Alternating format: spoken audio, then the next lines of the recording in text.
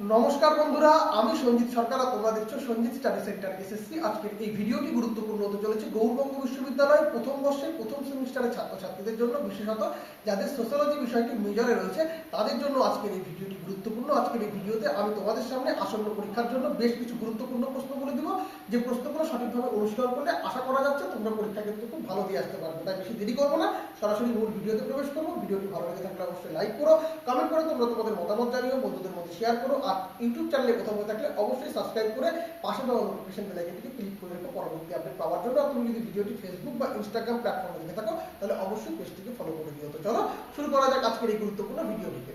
বন্ধুরা, তোমাদের গৌড়বঙ্গ বিশ্ববিদ্যালয়ের প্রথম সেমিস্টারে সোশিওলজি অর্থাৎ সমাজবিদ্যা মেজরের মান 10-এর জন্য যে গুরুত্বপূর্ণ প্রশ্নগুলো রয়েছে সেগুলো একবার দেখে নাও। Very very important, triple star করা প্রশ্নগুলো কিন্তু সবার আগে রেডি করবে।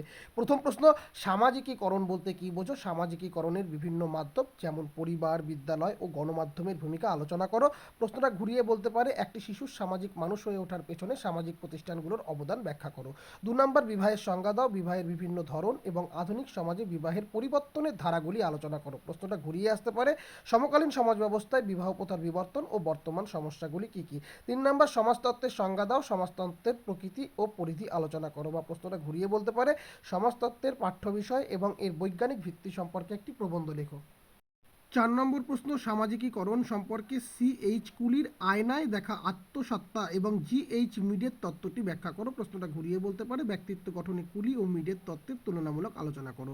5 নম্বর, পরিবারের সংজ্ঞা দাও। পরিবারের কার্যাবলী আলোচনা করো এবং আধুনিককালে পরিবারের কাঠামোগত পরিবর্তনের কারণগুলি লেখো। অথবা প্রশ্নটা ঘুরিয়ে বলতে পারে, কেন আধুনিক সমাজে সনাতন পারিবারিক কাঠামো ভেঙে পড়েছে তা বিস্তারিত আলোচনা করো। 6 নম্বর, সমাজতত্ত্বের উদ্ভব ও বিকাশে ফরাসি বিপ্লব এবং শিল্প বিপ্লবের প্রভাব আলোচনা করো। বা প্রশ্নটা ঘুরিয়ে বলতে পারে, ইউরোপীয় প্রেক্ষাপটে সমাজতত্ত্বের বিকাশে বড় দুটি বিপ্লবের গুরুত্ব ব্যাখ্যা করো। এটা একটা কিন্তু নতুন টপিক। হ্যাঁ। 7 নম্বর প্রশ্ন, ভারতের যৌথ পরিবার প্রথার পরিবর্তনের কারণ ও বর্তমান অবস্থা আলোচনা করো। 8 নম্বর, সংস্কৃতির সংজ্ঞা দাও। সংস্কৃতির বিভিন্ন উপাদান ও বৈশিষ্ট্যগুলি বিস্তারিত আলোচনা করো। 9 নম্বর, সম্প্রদায় ও সমিতির মধ্যে পার্থক্য নিরূপণ করো। এই যে 9টি প্রশ্ন বললাম, তুমি উত্তম, মধ্যম এবং নিম্ন যে মানেরই স্টুডেন্ট হও না কেন, এই 9টি প্রশ্ন তোমাকে রেডি করতেই হবে আসন্ন পরীক্ষার জন্য। এগুলো কিন্তু প্রত্যেকটাই খুবই গুরুত্বপূর্ণ, দেখতেই পাচ্ছ ভেরি ভেরি ইম্পর্টেন্ট করে ট্রিপল স্টার দেওয়া আছে। এবার কিছু এক্সট্রা প্রশ্ন বা একটু কম গুরুত্বপূর্ণ প্রশ্ন, যেগুলো না দেখে গেলেই নয়, সেই প্রশ্নগুলো 10 নম্বরের জন্য একবার দেখে নাও। খুবই গুরুত্বপূর্ণ রয়েছে, সমাজতত্ত্বের সাথে ইতিহাস এবং রাষ্ট্রবিজ্ঞানের সম্পর্ক আলোচনা করো। 11 নম্বর, সামাজিক গোষ্ঠী কাকে বলে? প্রাথমিক গোষ্ঠী ও গৌণ গোষ্ঠীর মধ্যে পার্থক্যগুলি লেখো। 12 নম্বর, আত্মীয়তা বলতে কী বোঝো? উত্তর ভারত ও দক্ষিণ ভারতের আত্মীয়তার প্রথার তুলনা করো। 13 নম্বর, রাষ্ট্র ও নাগরিক সমাজের মধ্যে সম্পর্ক ব্যাখ্যা করো। 14 নম্বর, সমাজ বলতে কী বোঝো? সমাজের প্রধান বৈশিষ্ট্যগুলি আলোচনা করো। 15 নম্বর, সমাজতত্ত্ব ও সাধারণ জ্ঞানের মধ্যে সম্পর্ক, সাদৃশ্য ও বৈসাদৃশ্যগুলি লেখো। এবং 16 নম্বর, সংস্কৃতি ও ব্যক্তিত্বের মধ্যেকার সম্পর্ক ব্যাখ্যা করো। এই প্রশ্নগুলো অবশ্যই চোখের দেখা দেখে যাবে, মিস করো না, এগুলো ছেড়ে যেও না, অবশ্যই তোমাদের পড়তে হবে। কিন্তু 5 নম্বরে লেজুর হিসাবেও প্রশ্ন আসতে পারে, তো সেই প্রশ্নগুলো একবার দেখে নাও। 5-এর জন্য কোন কোন অংশগুলো একটু গুরুত্ব সহকারে তোমরা পড়বে।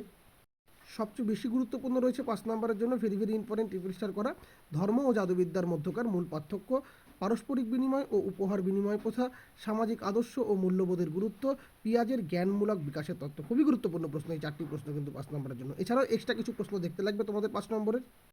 5 নম্বর, তোমরা দেখবে সামাজিক স্থিতি ও ভূমিকা বলতে কী বোঝো? 6 নম্বর, সম্পত্তি ও বাজার ব্যবস্থা। 7 নম্বর, ভারতে বিবাহ বিচ্ছেদ ও পুনর্বিবাহের বর্তমান চিত্র। 8 নম্বর, সমাজতত্ত্ব ও নৃবিজ্ঞানের মধ্যে সম্পর্ক। 9 নম্বর, সমাজতত্ত্ব ও সমাজ মনোবিজ্ঞানের মধ্যে সম্পর্ক। 10 নম্বর, সংস্কৃতির প্রধান কার্যাবলী। এই প্রশ্নগুলো কিন্তু অবশ্যই লেজুর হিসাবে রাখতে পারে। আর যেগুলো তোমাদের ছোট প্রশ্ন আসবে তার জন্য তোমাদের অবশ্যই ভালো করে একটু পড়তে লাগবে, সেগুলো আর দেওয়া সম্ভব হচ্ছে না যেহেতু সময় খুবই সংকীর্ণ। এই প্রশ্নগুলো ভালো করে রেডি করো, আর তোমরা অবশ্যই পাঠ্য বই থেকে বা কোনো তোমাদের নোটস থেকে তোমরা অবশ্যই কিন্তু ছোট প্রশ্নগুলো রেডি করে নিও। কেমন? সকলে ভালো থেকো এবং প্রশ্নগুলো খুব ভালো করে রেডি করো। আশা করছি তোমাদের আসন্ন পরীক্ষা খুব ভালো হবে। সকলকে বেস্ট অফ লাক জানিয়ে আজকের ভিডিও এখানেই শেষ করছি। ধন্যবাদ।